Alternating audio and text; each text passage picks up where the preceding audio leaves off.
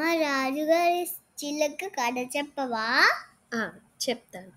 ఒకరోజు ఒక వ్యాపారి అంటే బిజినెస్ మ్యాన్ అతను కృష్ణదేవరాయల దగ్గరికి వెళ్ళి ఒక మాట్లాడే చిలుకని గిఫ్ట్గా ఇస్తాడు. ఆ చిలుక ముద్దు ముద్దుగా మాట్లాడుతుంది అనమాట, నీలాగా. అలా మాట్లాడటం చూసి రాజుగారికి నచ్చి దాన్ని తీసుకుంటాడు. దానికి ఒక అసిస్టెంట్ని పెడతారు. అంటే ఆయన దగ్గర ఉండే సేవకులు ఉంటారు కదా, ఒక సేవకుడిని చిలుకకి అసిస్టెంట్గా పెట్టి ఆ సేవకుడికి చెప్తాడు, నువ్వు ఈ చిలుకని చాలా జాగ్రత్తగా చూసుకోవాలి, టైంకి ఆమం పెట్టాలి, మంచిగా నిద్రపుచ్చాలి అన్నీ చెప్తాడు. సేవకుడు సరే రాజుగారు అని తీసుకెళ్తాడు. దాన్ని తీసుకెళ్ళి ఒక పంజరంలో పెట్టి దానికి టైంకి ఆమం పెట్టడం, ఇద్దరు చక్కగా మాట్లాడుకోవడం బాగా జరుగుతుంది. కానీ ఒక రోజేమో అది పంజరంలో పడుకొనే ఉంటుంది, లేయదు. చూస్తే అది చచ్చి పడిపోయి ఉంటుంది. ఇంకా సేవకుడికేమో టెన్షన్. దానికి ముందు రాజుగారు ఏం చెప్తారు తెలుసా, కృష్ణదేవరాయలు ఆ సేవకుడికి, ఆ చిలుకకు గనక ఏమైనా అయిందో నీకు పనిష్మెంట్ ఇస్తాను అంటాడు. దానికి భయపడి ఆ సేవకుడికి ఏం చేయాలో అర్థం కాదు. అప్పుడు తెలివైన వాళ్ళెవరు ఒకళ్ళు గుర్తొస్తారు. ఎవరు? తెనాలి రామకృష్ణ. కరెక్ట్, తెనాలి రామకృష్ణ గుర్తొస్తాడు. వెంటనే వాళ్ళ ఇంటికి పరిగెత్తుకుంటూ వెళ్తాడు ఆ సేవకుడు.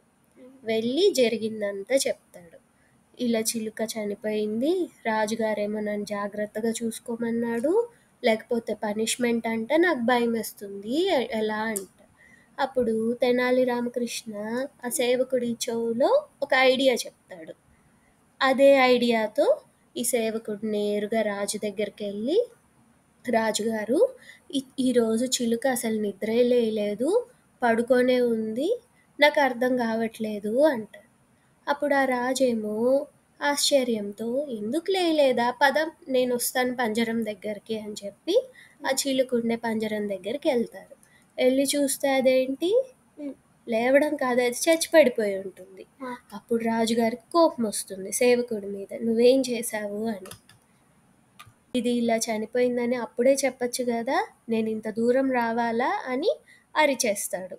అప్పుడు తెనాలి రామకృష్ణ కలగజేసుకొని అక్కడే చనిపోయింది అని చెప్తే సేవకుడికి పనిష్మెంట్ ఇచ్చేవాళ్ళు, ముందు వెనక ఆలోచించకుండా.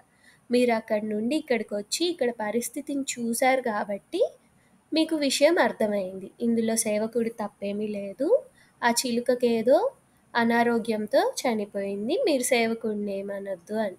అప్పుడు రాజు ఆలోచించి, నేను ఎంత తప్పుగా ఆలోచించాను అని చెప్పి ఆ సేవకుడిని వదిలేస్తాడు. తెనాలి రామకృష్ణ తెలివికి మెచ్చుకుంటాడు. అది కనుక ఈ కథ నచ్చినట్లయితే లైక్ చేయండి, షేర్ చేయండి, సబ్స్క్రైబ్ మరవకండి. ప్రేమతో మీ ఆశ.